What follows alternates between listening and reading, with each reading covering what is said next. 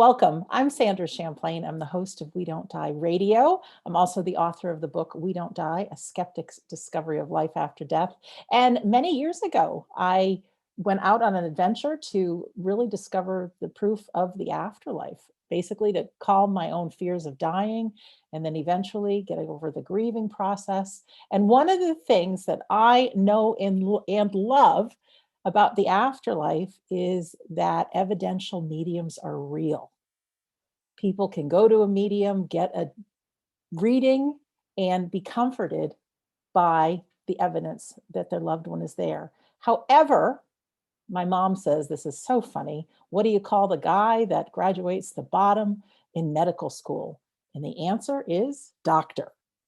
Like doctors, not all mediums are made the same way.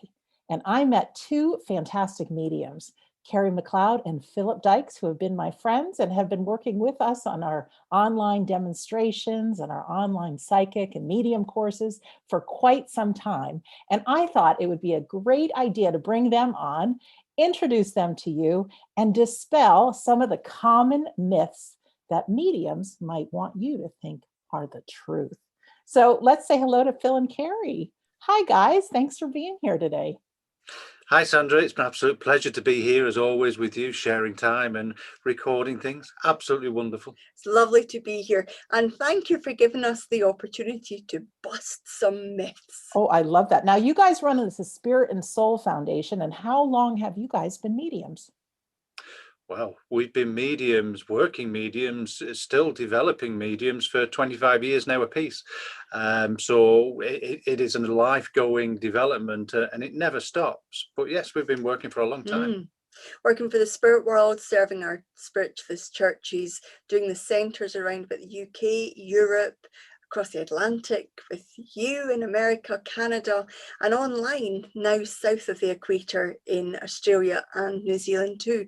So it's lovely to be able to take the word of the spirit world and the fact that we don't die out there to a greater audience. Well, thanks for being here today. Are you ready for me to give you some myths and we'll see if they're true or false? And absolutely. dispel them. Looking forward to it. All right. The first one is mediums are born with the medium gifts they have and they cannot get any better. Oh my goodness, what a great question. Mediums are in some ways born, but also they can be developed too. We all have that mediumistic ability within us. So if we ask those out there that are not like Phil and I, when you open your mouth, you sing beautifully, or you pick up an instrument and you just knew that you were set to be able to play that instrument, then you knew you were predestined to play the violin or the piano or to sing. Well, in some ways, mediumship is similar to that. You'll have a sensitivity there. You'll have an ability that shows itself there. But as to whether you can develop that to be better than what you are at the moment, well, I, for one, hope that that is the case, because I'm always wanting to be a better medium, not because I need to be, but because I think the spirit will deserve that. So for me, I'm always looking to develop my mediumship even further, and I might be the finished article as I come towards my last breath, maybe. Absolutely. Yes, we're born. Everyone's entitled to have that spirit communication, but a medium is born. And when we say that, they're born with different abilities. So we're all individual, but we have to work at it. We have to craft it. We have to develop it. And it's that education, it's that learning process that we become the better medium, the complete medium, the accomplished medium. And it's many years of formal training, many years of life experience, understanding the self, developing the emotions, developing your mental thoughts, your physical reactions, making you that spiritual medium. And that's what we have to look at. Now, God doesn't say, Phil, you're going to be better than that medium or vice versa. It doesn't work like that. We have to work at it. We have to craft it. And everything that we put in, we will get out from it. But it is a way of life. It's not just a job title. And mediums come in different shapes and forms. They can work where they hear the spirit world, they can work where they feel the spirit world, and they can work where they see the spirit world, to keep things simple. And then there's various confirmations of both of them going together and working together. And we have to learn to be well-rounded mediums, working in different ways, and understanding that process to work with more people from the spirit world. And yes, you heard me right, people, living people that are still alive, that still have personalities, characters that want to come back through love and share their evidence, their stories of life. And we should do that in the way that they want to present it. That's why we need to develop it over many, many years. Very good. Ready for another myth? Absolutely.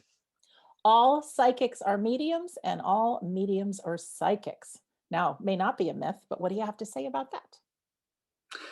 Now, there's a little bit of truth in that, because mediums can work psychically, but unfortunately, psychics can't work mediumistically. So, ladies and gentlemen, we need to fully understand the difference between the two, that working from our soul, working from my soul to somebody who's living in front of me, like you, Sandra, if we're working and the information's all about you, it's psychic. It's all about your life, your thoughts, your interactions, your memories, the way that you are and things that are happening in life. Well, when we start looking at mediumship, it's exactly the same thing, but with that person in the spirit world that no longer has that physical body, and we're telling their story, their evidence in the way they want it presented, with evidence of they've survived death through things you only would remember, objectively, objective facts, but also emotional facts as well, bringing healing, bringing comfort. So again, we have to look at it in the sense of there's different types of abilities out there, and we should never be mistaken between the two. Because when we think about psychic ability, there are 7.5 billion people on the planet, around about, which means there's 7.5 billion psychics walking the planet, because every single person is psychic.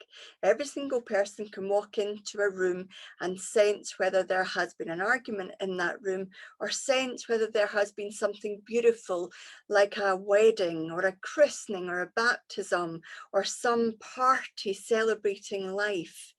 That means that the soul has been able to pick up energies from the room around about, which means that everybody's psychic. Now, when we move to working with the spirit world, as Phil correctly indicated there, we need to be speaking to people who are no longer needing to take a breath. They're on spirit side of life, but they still have a soul, they still have a story.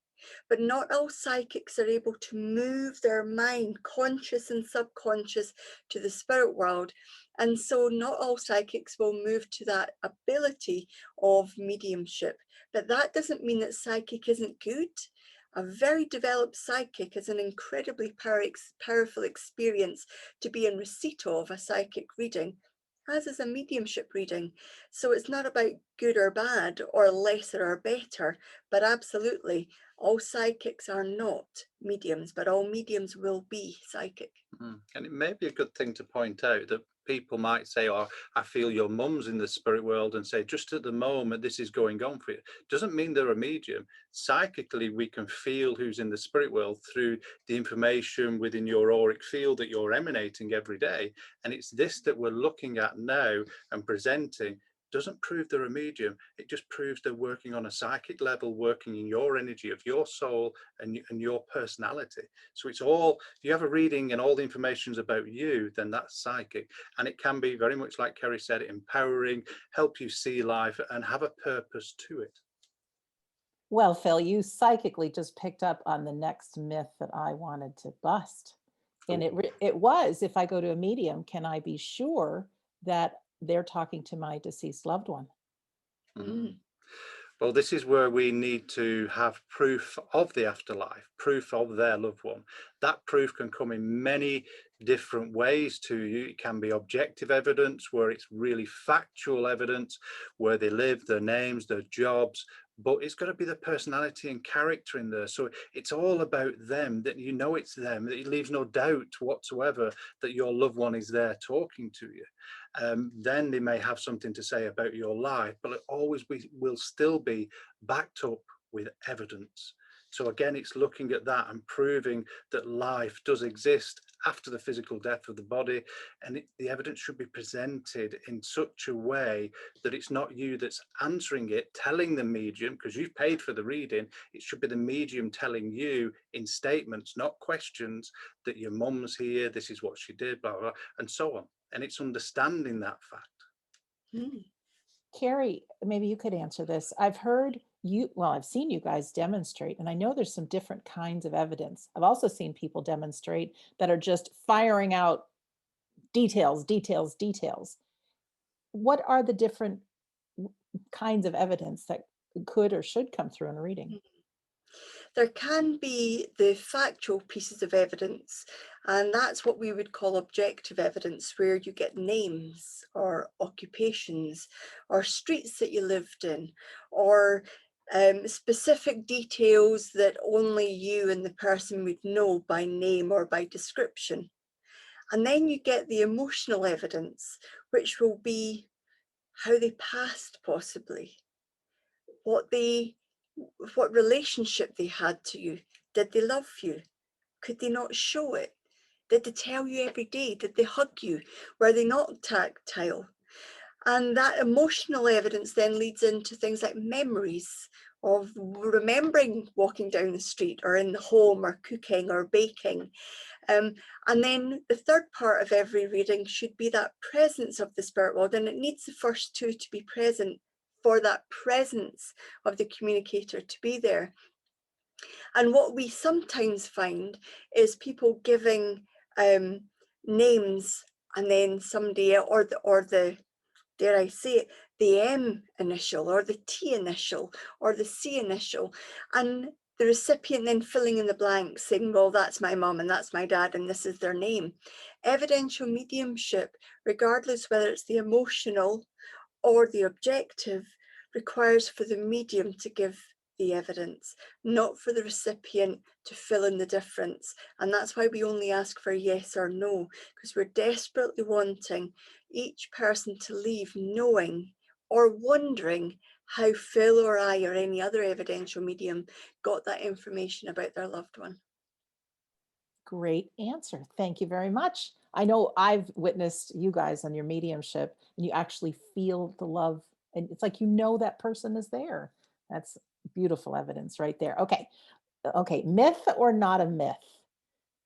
Mediums can tap into the past, present, and tell me my future, even my health. No. Well, so yes, we can tap into the past, we can tap into the present, but the future has not happened. Now, we can work in two different ways, as we've discussed already, mediumistically and psychically. So psychically as well, we can go to the past and the present, and it's very empowering. But when it comes to telling the future, it's our thoughts today that create our tomorrow. Now, if the spirit world come in and literally say something, then we'll repeat that. But again, we can't tell fortunes. We can't predict the future. So a psychic may feel that this is what you're going to do, but is that psychic working on a surface level, reading your conscious desires and wishes now and telling you that it's going to happen? Many people come to see us for private readings, and what we say to them is, I know this is why you've come. I can feel that, but let's have a look at this and let's discuss this. Let's talk about it. And you get to know their past, you get to know their present, and it empowers them that they can make their own mind up for the future and what they want to do. We never advise them, we never predict, we never tell them. Now, for some people, that might be ruining why they go for readings, because they want to know about the future. But we have to be honest here, we can't do that. There's laws in the United Kingdom that stop us predicting, that tell us we can't do certain things, especially about health and different things. Let's leave that to the professionals. Let's leave that to the doctors that know and have studied medical diagnosis and biology and everything else. I would never go anywhere near anything like that. And again, there's laws to prevent us doing that. But the medium can work with the spirit world and they can tell us certain things, but we have to know it's fact, and we have to know it's not from our consciousness or our subconsciousness. We have to know that the actual loved one in the spirit world has said it or shown us, and that's exactly what they mean. And this is why we need to develop we need to practice, we need to understand it to make sure that we get things right. I'd hate to go to the spirit world and say, I've said this X, Y, and Z, and I go to the spirit world and somebody's mother, father, brother, son, daughter, whoever says to me, I never said that. That's from your own. So we're very strict on that, and we understand that to a decent degree, that we know what's our thoughts and we know what is from the spirit world. Here's another one. We'll find out if it's a myth or not. The spirit world works through mediums using symbols. For instance, if a birthday's coming up, they'll show you balloons. Is that the way the spirit world communicate? They can communicate like that. And let's look at it in two ways. So if we look at it, first of all, that if I'm a grieving person and somebody's in the spirit world, and I firmly believe that they are sending me signs such as pennies or balloons or feathers or clouds, then I am not in any way going to interfere with somebody's own understanding and belief of that. So let's keep it to mediums. So mediums, we know, work with symbols. But if we restrict our mediumship, and that's what we would be doing, to symbols, then we kind of stop our mediumship encyclopedia developing. So let's look at maybe a balloon. So if I see a balloon, and balloons to me mean a celebration, so either an anniversary or a birthday, then forevermore until my dying breath, that's what it's going to mean. But in a way, I'm restricting your loved ones and anybody else's loved ones, saying that they gave you a balloon, or that they worked with balloons, or there's a memory of walking with a whole bunch of balloons, or that they were scared of balloons, or that they were the manufacturer of balloons, or that their surname was Balloon. Who knows? And all we've got to do is open our options and not be so restricted. So symbols, to begin with, are a sign that somebody's in the earlier stages of their developing, especially if they share them out. I'm seeing a balloon, and in my dictionary that means. But as we grow more confident in our mediumship, we should find that balloon has a myriad of reasons that it might turn up, and it's our job to feel, what are you trying to tell me, in order for me to get that message across for you. Great. Thank you. Ready for another one? Mm-hmm. How about this one? If I don't get a good reading, it's because my energy isn't good. I'll let you go there. There are a whole lot of reasons, and I'll pick a few off, and then Phil can finish with the other ones. It might well be that the recipient or the sitter is not in a good place. So let's look at somebody who's recently bereaved. It isn't always the best thing to go for a reading. Sometimes it is, but it isn't always the best thing to go for a reading if you're recently bereaved, because there is no reading that's ever going to take away that deep grief that you're in. And sometimes it can actually get in the way, because our loved one doesn't want to come through and upset us even more. And if somebody passes and we hear and we feel them, it can create so much emotion, which in itself can sometimes get in the way for the communicator, for the recipient, and maybe even for the inexperienced medium. So we've got to take that into consideration. We also have to look at the medium themselves, and we have to look at their development. Are they fully understanding of the mechanics of the spirit world in spirit communication? Can they blend with that loved one? Are they having a bad day? There's so many different factors we can look at here as well. And can it be the recipient's misunderstanding of what a reading is? I mean, to mention a couple of things, recently somebody said to me, I would like an evidential reading. So the dad came through talking all about the facts about him. Then they said, that's not what I wanted. I wanted a reading about my life. And I said, well, here we go. This is what you're asking for then, is a psychic reading. So again, it can be a misunderstanding. We may be looking for certain evidence and holding on to that evidence and not accepting who's coming forward, because we can't guarantee who's going to come. A good friend of ours went for a reading recently with somebody, and they were told that they'd eaten a bag of prawns and painted the fence. Well, that to me is not evidence their loved one's there. It really is about what they've done. We have to understand that readings can have so many different factors and elements to it. Is the spirit world present? Is the medium in the right place? And is the recipient ready to understand or receive that contact? And there's many times, and when we work with the spirit world, we always say in private readings, we can't guarantee the connection you're wanting. We'll do our best. And we usually know within a few seconds and minutes at the most, if it's not working, if it's not gelling, we'll just say, today's not the right day. You either have a choice to book back in, or you can have a full refund. We've got to look at it intelligently. We need to have to understand the communication ourselves, and if it makes sense to us, it will make sense to the recipient.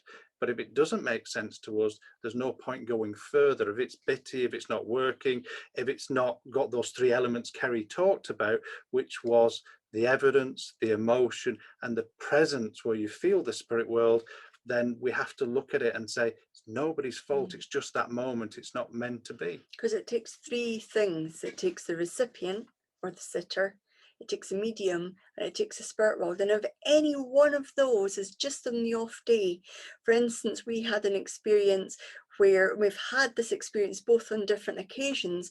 A reading hasn't worked, it's happened on another day, and then it's been the person in the spirit world's birthday, or it's been the person here's birthday. They know what they're doing. So if the spirit world doesn't want it to happen, it ain't going to happen, but it's normally with good reason. Thank you for having that integrity, to be honest about that. And if it doesn't work, in the beginning, and you refund the person or till the next time. So really, thank you. That should be a standard, Sandra, the world over. If it's not going well, any time up to and including 10 minutes, normally the medium will know at the very beginning, but any time up to and including 10 minutes, if it's not going right, both the sitter and the medium should be saying, you know what, this just isn't gelling for some reason today. Do you want me to continue, or do you want me to stop and refund you? That should be part of the ethical practice. Yes. Thank you for that. Let's talk about money. Mediums that charge the most money are the best. So somebody's looking at me. There we go. Absolutely a load of rubbish. Absolutely not. They might be well known. They might be a celebrity status, but it doesn't mean they're better medium at all. Again, what we just mentioned about ethics, about intention, about responsibility, just because they might give you a couple of names or a few initials or whichever that might impress you, does not make them a good medium.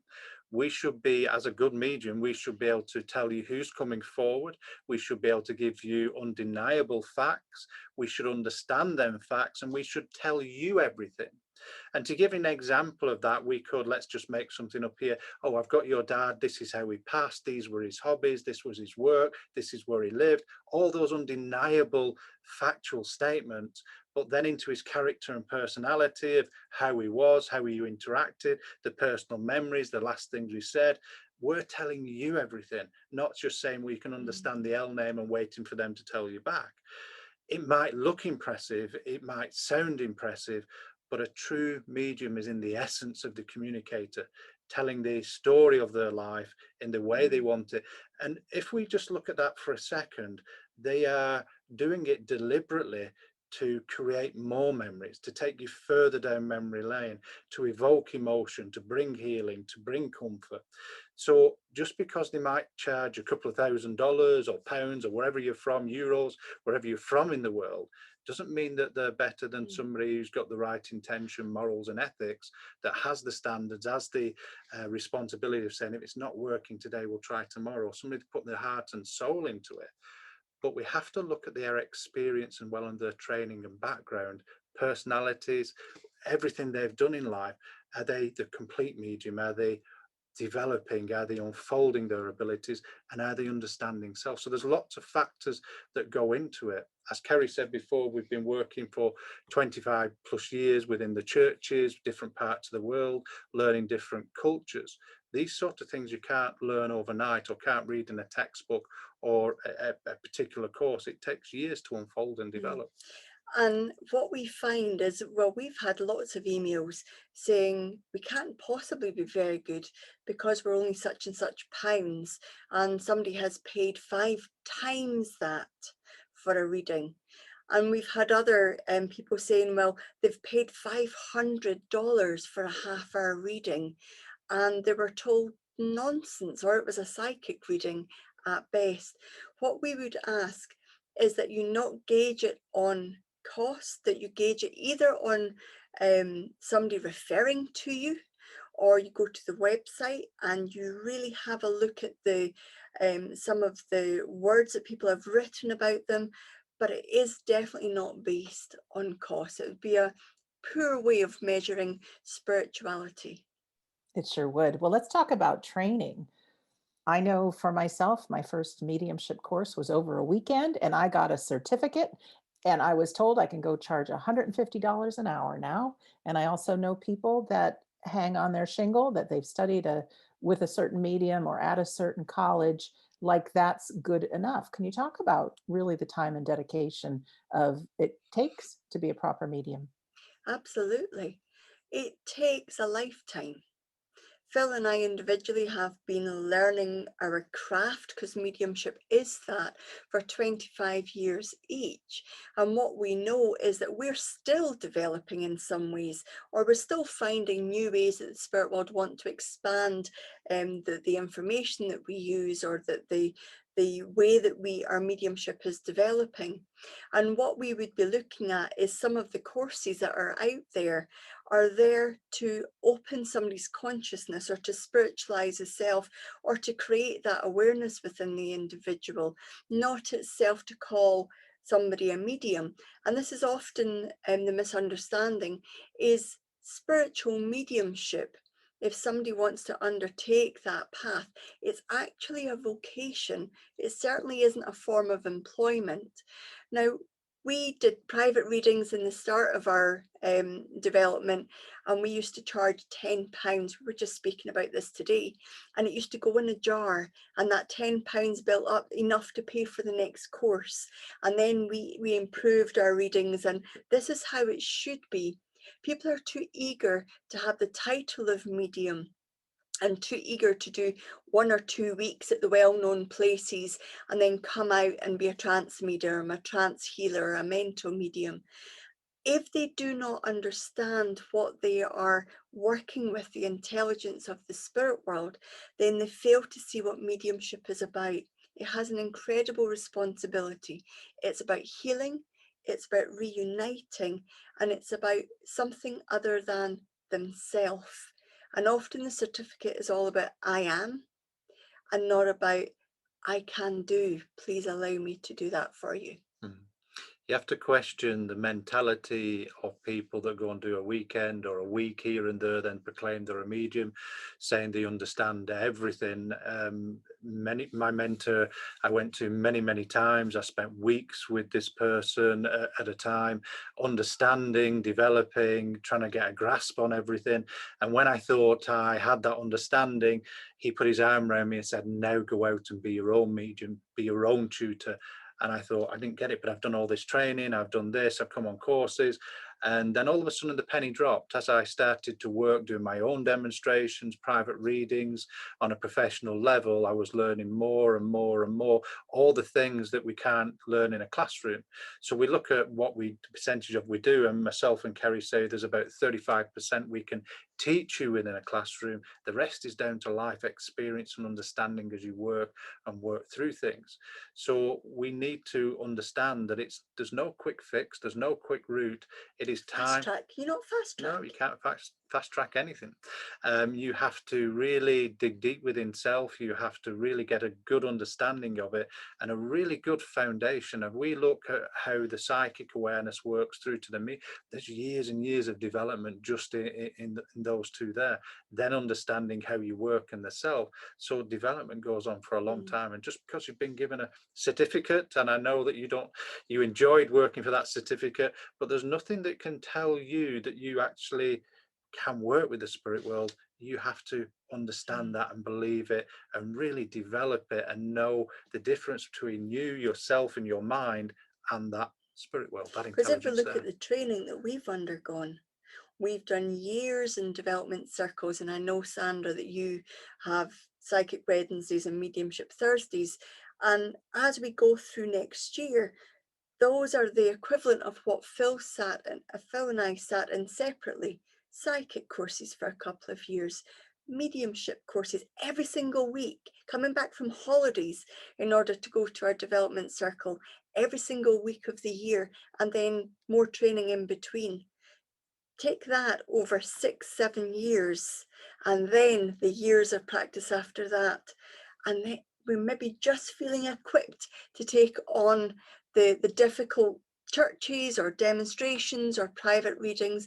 We need to be resilient and truthful in our intention, and 1 or 2 weekends or weeks, I'm not sure whether that installs the right intention or understanding enough to work for the spirit world. Yeah, and I think Kerry's just hit on a few points there, where you've got churches, you've got halls, you've got hotels, you've got theatres, and now we've got online. Each one of those places, we have to work in a different way. Some cross over into different ways of working, but if we look at the church or the halls or the hotels, we can go direct. That power moves us. But on somewhere like Zoom, we can't do that with 500 people watching us on a Sunday gathering. What actually happens then, we have to look at the objective evidence and make so many statements that will find one person out of that 500. And the intelligence of the spirit world, what they can give us within 2-3 maximum, can get us to that one if we do our jobs properly. So you can understand within different places and venues, there's different ways of working. Then there's different ways of working with the spirit world, putting it all together. This can't be learned over a weekend or a week. It's years of training, years of understanding, years of mastering. And when you think you've got it all under, then you go out and learn it all again as you work in the spirit world, because there's no exact script when you work for the spirit world. You never know what's coming, who's coming, and that's how it should be. It's exciting, it's magical. When you see it and you're working it, you lose yourself in it because you just don't know who you're going to meet.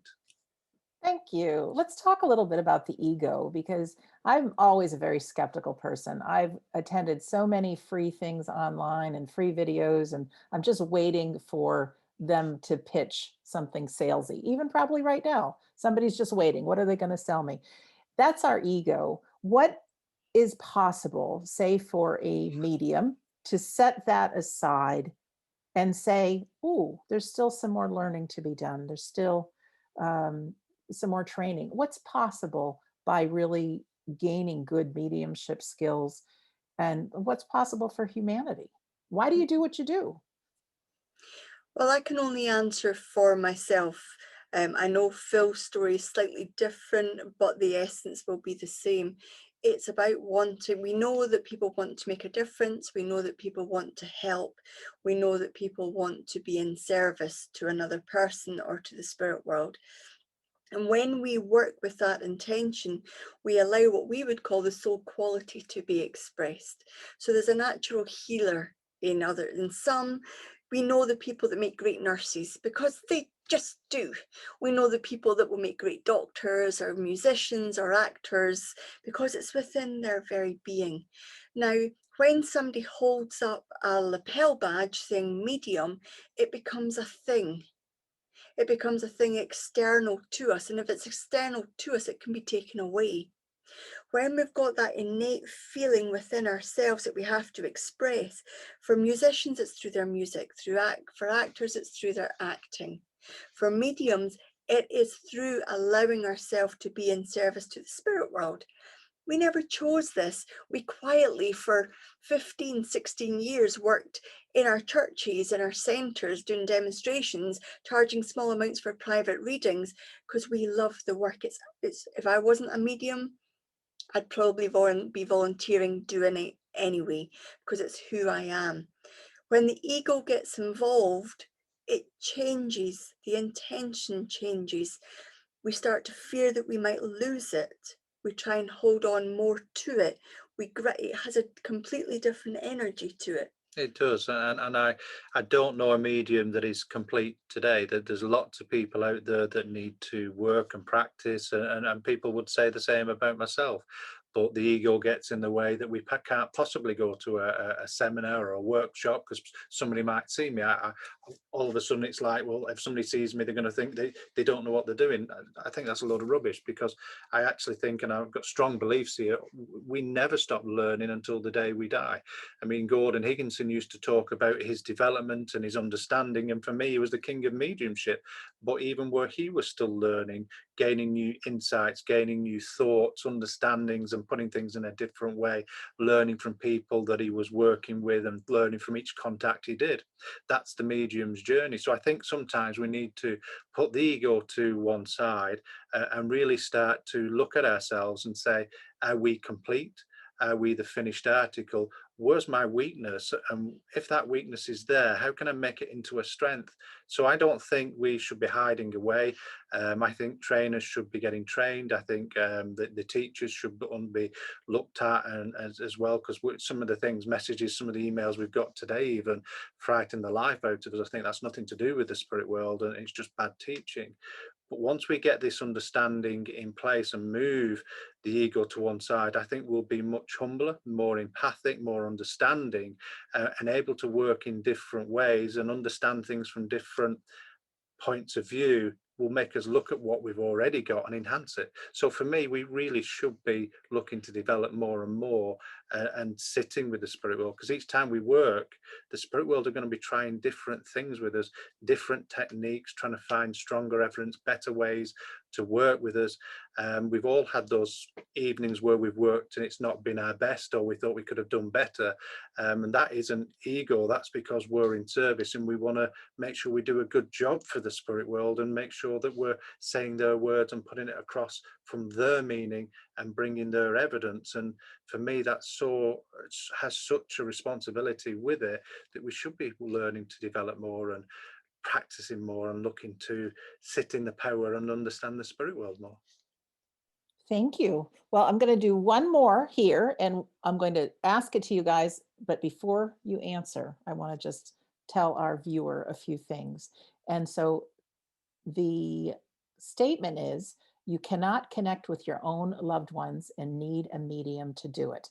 And now while you're thinking of that, the reason Carrie, Phil, and I created this video is we are really a stand for people to know the afterlife is real, and good mediumship really can help people heal from grief and live life again. There's not a single one of us who hasn't experienced the real pain from having a loved one physically die. It's just the most brutal thing in the whole wide world. And if we can lift someone and have them move through that grief, we're all going to experience it. But to get us back living life, and someday we will be reunited with those people again. So it's been my commitment with Carrie and Phil to really raise the level of mediumship in the world and work with mediums and work with individuals who are interested, and maybe not becoming a medium so that you can work with people, but just so that you can connect as well on your own. So some of the things we offer are free, completely free. On Sundays, we do something called a Sunday gathering, which is our non-denominational Sunday service. And if there's healing, there's readings, there's philosophy, there's prayer, there's music, there's laughter and love. And at the end, it may be Phil and Carrie both, or maybe a guest medium, but free of charge. We have a medium do a demonstration of mediumship with our congregation. On Wednesdays, every beginning of every month, we start a 4-week psychic class, and you can be a beginner or advanced and come on in. On Thursdays, there is a mediumship development course, and we just ask that you have had psychic training prior to, so you know the difference. And really, that psychic foundation is the level of all mediumship. So we do that. On Tuesdays, every so often, Carrie and Phil do a Let's Talk Mediumship. They also have a great YouTube channel that so many questions that you ask about mediumship and the afterlife, they answer. Once a month, we do a Saturday that would spend 5 hours together on different topics. Carrie and Phil also do some very specialty 2-day and 4-day courses, and this is all online. We are filming this in the time where COVID-19 has hit the world, and so normally Carrie and Phil travel internationally teaching and demonstrating, and we have determined that online is needed and that we can get to people that normally wouldn't have these messages from the spirit world. And certainly when the world cleans up, they'll be back traveling, but we'll also make time to do many things online. They do private coaching, they do private readings, They do so many things, and they're just magnificent people. I'm really happy that they're part of my family, and they're two of my very, very best friends. So that's why we created this. So let's go back to that question, shall we? Or that statement. You can't connect with your own loved ones, and you need a medium to do it. In some ways, that's incorrect, because everybody in some way has felt the presence of their loved ones there. So you might recognize that you get that feeling that your mom or your dad is close to you, or that your pet is close to you, or you've received a sign that you believe that they've given you. Those are some signs that cannot be taken away. They can't be questioned because they're personal to you. When you're sitting in the power, or you're meditating, or you're walking, and that thought comes into your mind of a memory you spent with your loved one, it's probably a way that they've dropped that thought into your mind to let you know that they're close. And if we find ourselves having vivid dreams, these are real experiences, very, very real experiences. We know the Spirit will join us in our dreams. So that is their way of reaching out. But as Phil will explain, it's more difficult when we have them coming close and we want them to talk to us, because we get in our own way. Yeah. The actual term your loved one speaks volumes about it, really, because you try and stop one of your loved ones. When they were here, they talked to you, they loved you. Then just because they've lost the physical body, they're in the spirit world, heaven, summerland, whatever you want to call it, doesn't mean they're going to stop loving you. They want to contact you. They want to reach out to you, as Kerry said, through different methods. But again, when it comes to that, we've got wonderful imaginations, and when we think that we connecting and we're getting answers, is it ourselves, is it our mind? That's where we need the medium to come in, the one that's well developed, the one that's well trained, the one that's got a good reputation, and the one that doesn't charge a great deal of money either, the one that's really true and authentic. Then you will get the words from your loved one, you'll get the pictures, you will get everything that will make common sense, logical, rational sense, the way it's delivered by factual evidence, personal memories, emotion, and you'll feel the presence of them. That's what you need the medium for.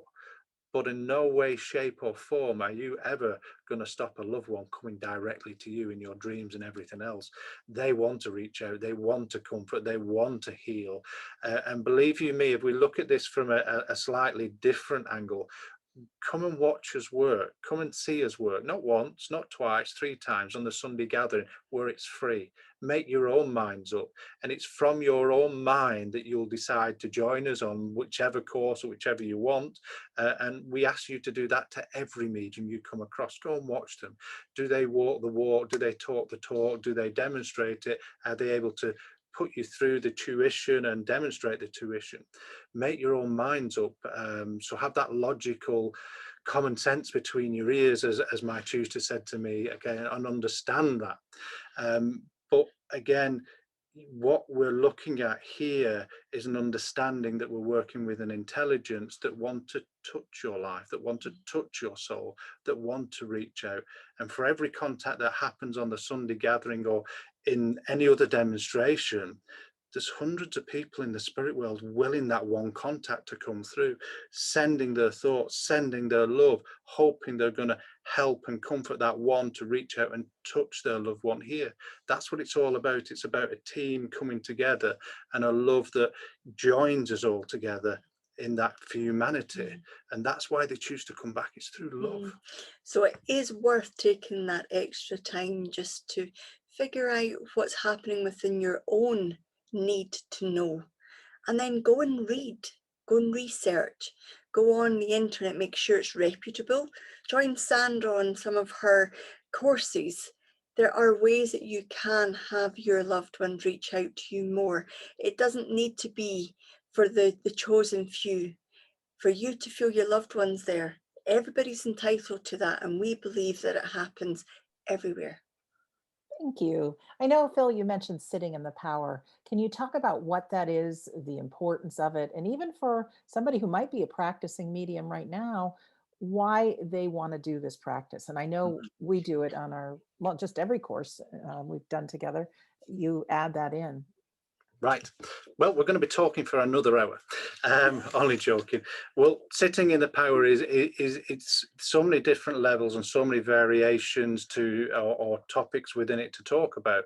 But sitting in the power is letting that love, letting that power build within, and being in an active place and letting the spirit world make you aware of them, or becoming aware of self, being mindful, moving through stages of consciousness.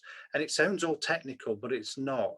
Through breathing, through focus, through discipline, we start to move the conscious mind into different states of being, which helps the spirit world come closer to us, which helps that communication. And it's not just for mediums. Some of the places we talk about this, some of the places we've demonstrated this with you, Sandra, in Boston, where that young lady of 18 years had been wanting to see her son, I think it was. And in that moment, we created a space, we created an energy, and just got her to relax and be aware of everything. And before she knew it, the mind had moved, and the son came in and showed his face very clearly. It was very emotional, and that's to 100 people. So we don't need a mediumistic ability. We just need an awareness of self and create a power and make that spirit world come a little bit closer and be able to bring that love into what we call the auric field and have that impression, to have that conversation, to be reunited with the loved one. And it's for the practice of this, it can bring a lot of great comfort, a lot of healing, a lot of balance within your life. But for the dedicated medium, this is the key to your mediumship, this state of awareness, this heightened state where the consciousness moves, where we can see things clearly, hear things clearly, and in some ways be really impressed by the spirit world. And even where we look at Scott Milligan and his trance, where the spirit world uses vocal cords and to talk through and spread those teachings, that love out there. These are the things we need to do to really develop. But for that grieving person, for that person that's healing, it can be just as magical because it creates a balance and wonderful sense within us that our loved ones come around. Well, thank you both.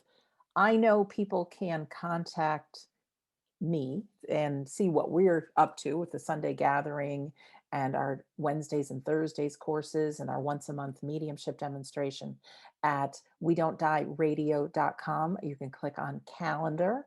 There's always some upcoming things. Also, Carrie and Phil, could you talk about on your website? Because I think for practicing mediums, you offer so many specialty courses every month, and I don't always list them all on the calendar. But could you give your website and how people can Sure. contact you? Sure. Our website is, and the first part's all one word, it's the Spirit and Soul Foundation.co.uk. And if you go on there, there's a tab that says online workshops, because everything up to June next year is online, and you can pick from the weekly workshops, you can pick from the monthly workshops. There's a link to your website, Sandra, and you can pick from the 4-day websites as well. And for those of you that are interested, there's also gift vouchers. So if you want to treat somebody to something, then you can go on there under gift voucher tab and get them a secret little gift voucher through the year. Mm-hmm. Have a read of the websites as well. There's a lot of educational stuff on there. We try to put the latest news and different things on. There's interactive Facebook sites as well with Sandra, where everything's there for your real education and understanding of the spirit world, and to be part of a community, a family that look out for each other. Just to explain what a few students have said today is that nowhere have they felt so together, they felt so loved, and they feel part of a family, and it's something they've never felt before. And it's one of the mottos we have, isn't it, that everyone's family. And it's spiritual development is not just for the few, it's for the many. Phil and I, when we set the Spirit and Soul Foundation up, our intention was to take this out. We had no idea this horrible pandemic would hit our world and that we would be online reaching more people. But we truly believe that what we're teaching makes a difference, or we wouldn't be doing it. We believe in what we do, spiritual development, knowing your loved ones are there, knowing that everybody's psychic, and knowing that everybody to some extent can develop their mediumship. I think everybody's entitled to that. I agree. Closing words. You've got one person watching this at home. Their loved one may be in the spirit world now. Look into your heart and what final message, not final, because I know we'll see you again, would you like to share, each one of you? I would say take faith that your loved one is reaching out in every way they can to commune with you, to let you know they're about to bring that healing. Have faith. We can sometimes get stuck in that awful place and called grief. But have faith your loved ones are reaching out to give you that healing, to let you know they're fine and well in the spirit world, and they miss you just as much. So it's just as important to them that they reach out to you as you want to hear from them. So really rest assured they're doing everything they possibly can, but know they will do it at the right time. Will it have the greatest impact and take you down memory lane? And if it's done correctly, it'll stay with you for the rest of your life. That empowerment. And whoever you have been searching for within the spirit world, allow them to come to you, allow them to share with you, allow you to have your journey. Mediumship is actually about the living. I know we say we talk to the dead, but in decades of working with the spirit world, we've never heard anybody say, I'm not okay, or go and do this, or please help. The message has been overwhelmingly, I love you, I'm okay, I've arrived. If somebody has recently passed away, they're here, I've got them, they're safe. They're not Please, lost, they're not they're stuck. not lost, they're not stuck. Yeah. Please live your life. Please live your life for me the best way you can. That's the message we hear. And that's our job, to go out and reassure you that everything is okay. They're fine. They're trying to reassure you that to go and be the best version of you can be. Tomorrow, you'll be a different version, hopefully better. But each day we can only try to be a different and better version than what we were yesterday. So life is for living. Don't forget that. No, that's beautiful. Thank you, guys. And for me, I never thought I would be where I am today doing this. I had a whole different career, and grief and a fear of dying got me interested in this. And I have suffered some pretty incredible grief, and I would have never guessed that the grief that I felt and my questions about is there an afterlife would set me on this spiritual journey, which I have now met the best friends of my life. Every week I witness miracles. I can't tell you how amazing it is. Now, not every moment, because I'm still a human and I have some tough days, but to be a part of this community where there's so much love, not just from living people, but knowing and witnessing the love from the afterlife, it's spectacular. So wherever you are on your journey, I say you are on a quest, you're on a discovery, there is a journey ahead of you. And someday you'll be looking back and you'll say, wow, because that happened, here I am today. You don't want to get stuck in grief. At we-don't-die-radio.com, there's lots of really good tools. There's 350 episodes over that, actually, talking to people about evidence of the afterlife. There's a free audio called How to Survive Grief. You can read a free PDF copy of my book, We Don't Die, A Skeptic's Discovery of Life After Death. We want to share everything we have with you so that you have the best life here. Because someday you will close your eyes this last time here on earth. You're going to open them up and be surrounded by your loved ones, like crossing the finish line. Even your pets will be there running up to greet you. It'll be fantastic. But there's so many special things that happen just here on planet Earth. So while we're here, it is a journey for your soul. There is education to be had, emotions to feel. It can be difficult, but some of our greatest learnings come out of the toughest times. So you're not alone. We hope you join our family. Come to our Sunday gatherings. Join us for a course if you like. Have a reading with Carrie or Phil. Who knows what you want to do, but it's all available to you. So we want to thank you for being here. Thank you to Carrie and Phil. Again, home base for me and things we offer is we-don't-die-radio.com. There's so much there. Also, feel free to visit the Spirit and Soul Foundation.co.uk to to find out more about Carrie and Phil. So we really want to thank you for your time.